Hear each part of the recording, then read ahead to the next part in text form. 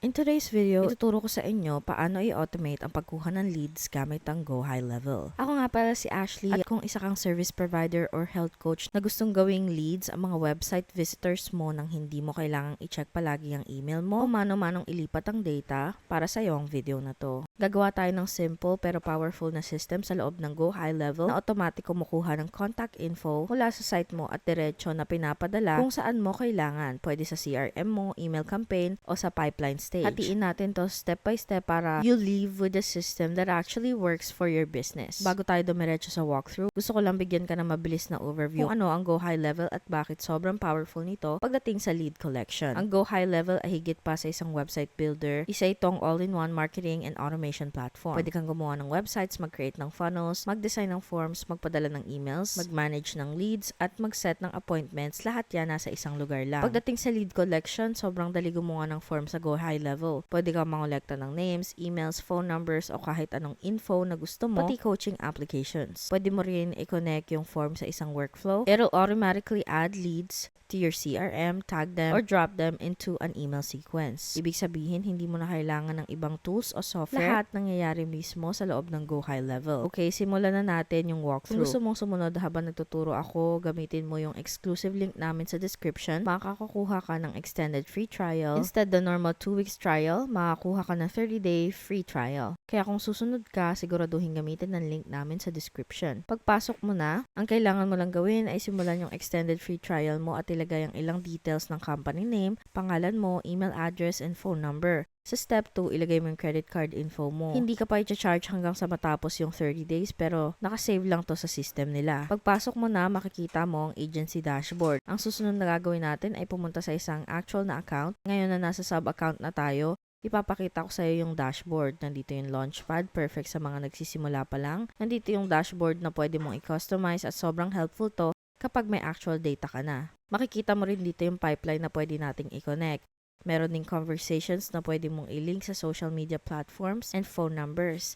May calendars ka na pwedeng i-set up. This is where all your contacts will live, along with opportunities. This is the CRM pipeline. You can also accept payments at mag-connect sa Stripe. Meron din silang AI agents na sobrang powerful at pwede pang gumawa ng buong video tungkol dito. Kaya hindi muna natin i-detail ngayon. Tapos meron tayong marketing tab dito, magkocontrol ng social platforms, emails, at iba pa. Sunod ay automations na gagamitin natin mamaya para i-connect lahat at gumawa ng workflow. Tapos meron tayong sites. Dito makikita mo yung funnels, websites, stores, at blogs.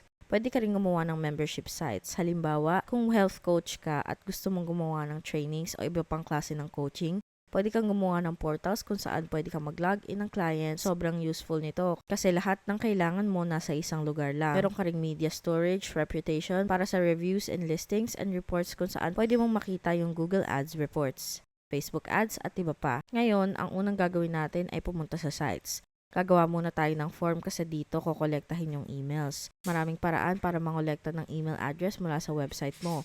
Pero ang pinakamadali at effective, masaya gumawa ng lead magnets at pwede kang maging creative. Pwede kang gumamit ng Canva para gumawa ng PDF, mini podcast course, o isipin mo lang kung ano yung idea, client, and what they'd want for free. And what they would want for free, right? Kasi kahit sa ngayon, sobrang dami ng free stuff at free information, kailangan mo pa rin i-sell at i-market yung free lead magnet mo. So make sure it's something that people would really be excited about, investing their time into, right? Kasi hindi naman pera ang ini-invest nila. Pero kung gusto nilang bigay yung email address o phone number nila kapalit ng something, definitely mag-i-invest sila ng time. At yun pa rin ay commitment and investment.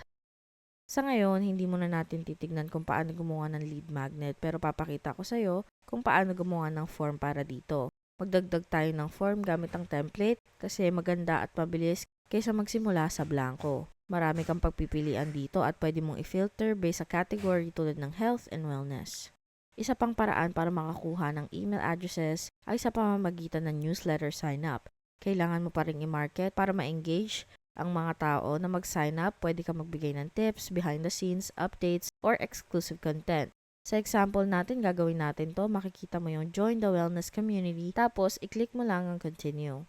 Sa ngayon, ito yung form na mag-i-integrate sa website natin. Gusto ko munang simulan sa form kasi mahalagang maintindihan kung paano gumagana ang lahat. Step by step to, yung form na actual na nangongolekta ng mga email addresses. Palagi kong nire-recommend na maglagay din ng first name field para ma-personalize mo yung email mo. Kung gusto mo naman gumamit ng SMS, pwede ka rin magdagdag ng phone number field, pero tandaan, kadalasan, medyo nag-aalangan yung mga tao na ibigay yon.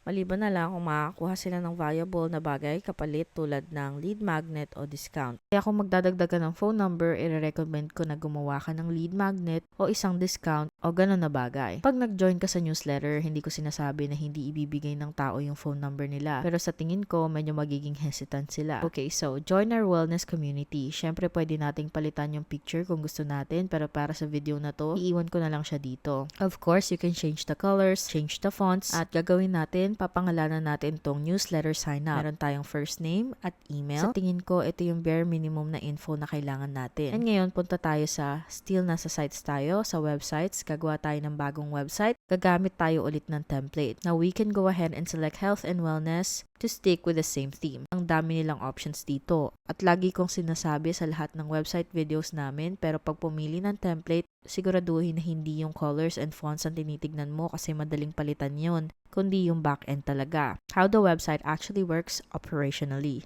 Kaya kahit itong isa, tignan mo yung bilang ng example. Para tignan mo yung layout, baka hindi mo kailangan ng 6 boxes na to, hindi mo alam kung gagawin mo ang mga to, kaya hindi talaga siya ganong may sense. Of course, you can change all of this, but maybe this is too many headings up here. Maybe you don't like, again, other things about this. Ngayon, tignan naman natin yung isa pang template para makita natin kung mas bagay sa back-end operations. Yung movement, pwede mong palitan yung images, pero baka mas gusto natin to. Parang okay, may 3 free custom plans tayo na may sense para dito at pwede rin nating ilagay yung form natin, di ba? Kaya ulitin ko, baka ito na yung gusto nating gamitin. Okay, ngayon piliin na lang natin tong isa. Cool, meron na tayong website. Syempre, kailangan nating pumasok dito at palitan lahat para tumutugma sa branding natin, sa vibe natin at iba pa. Pero kasi baka primary focus natin ng website ay kumuha ng leads at ilagay sa system at saka simulan mag-send ng emails. Ang gusto nating gawin ay click dito para pumunta sa form. At ngayon, automatic na siyang na-add dito. Pwede nating i-move kung gusto natin na ilagay sa baba. Baka ayaw natin siya na nasa taas, gusto natin siyang dito lang. May sense, diba? Baka gusto natin tanggalin lahat ng to at gawing focus lang itong part na to para sa pagkuha ng emails. Ngayon, meron na tayong form. Pag pumunta yung mga tao sa page, maintindihan nila agad kung tungkol saan to. Magsa-scroll sila, cool. Gusto kong sumali sa wellness community, ilalagay natin yung first name and last name nila. I-save natin. Ngayon, meron na tayong paraan para makakuha talaga ng email addresses. Now, ang gusto ko namang gawin ay gumawa ng automation, di ba? Gusto natin yung emails mapunta sa CRM natin. Makagawa tayo ng bagong workflow. Tignan natin kung may template sila. Cool, maganda to. I-click natin yung continue sa workflow na to. You can also create it from scratch, pero makikita mo dito na babaguhin natin yung trigger sa form submitted. Palitan natin ng newsletter form submitted. I-save. Kailangan natin siguraduhin na yung form ay yung newsletter sign up. Quick save trigger. Ngayon, kahit sino mag-fill out ng form na yon, yun na ang trigger para dito. Tapos, baka magsimula tayo sa conversational email. Thanks for claiming your offer. Thank you so much for signing up, di ba? Gusto natin gawin tong initial point of contact. Maybe if you were doing a lead magnet, this is what the first email that you would deliver the lead magnet. If you are doing SMS, you of course can do that or you can delete this. Okay, cool. Bibigyan ako nito ng paraan para ipakita sa'yo kung paano dagdag yung next one kahit wala to. Ulitin ko, may template sila para sa workflows o pwede mo ring gawin to mismo sa sarili mo. Next, maghihintay muna tayo siguro ng 2 araw para hindi natin mabombard sila ng sobra. Tapos, gagawa tayo ng contact name. Perfect. Tapos, dito, idadagdag natin yung field, email. Perfect. Tapos, pwede natin yan i-save. Kaya, okay, meron na tayong trigger at pagkatapos, mag-create ng contact at ilagay sa CRM natin. And then, we can even go a step further and put it into a certain point. Ngayon, pwede na tayong gumawa ng opportunity. I-add natin sa market pipeline. Tapos, ilalagay sa new lead, di ba? Yung opportunity name, ilagay natin yung first name, tapos pwede ka ring mag-add ng value kung gusto mo. Tapos babaguhin natin yung status sa open, i-click natin ng save. Ayan. Now, meron na tayong trigger. Newsletter, form submitted, tapos create tayo ng contact at gumawa o mag-update ng opportunity. Kaya meron ka na ngayong contact info nila, pangalan nila, email nila, tapos ilalagay na to sa CRM sa pipeline mo. Meron ka na rin create opportunity. Okay, cool. May bago tayong lead mula dito. Pwede ka rin mag-add ng tag sa contact nila para sabihin, hey, ito yung mga newsletter sign up people, di ba? Then you can start with a conversational email and maybe this is just your email pipeline. Tapos maghihintay ka lang ng 2 days, baka mag-send ka ulit ng email para bigyan sila ng maraming insight tungkol sa'yo at mission mo.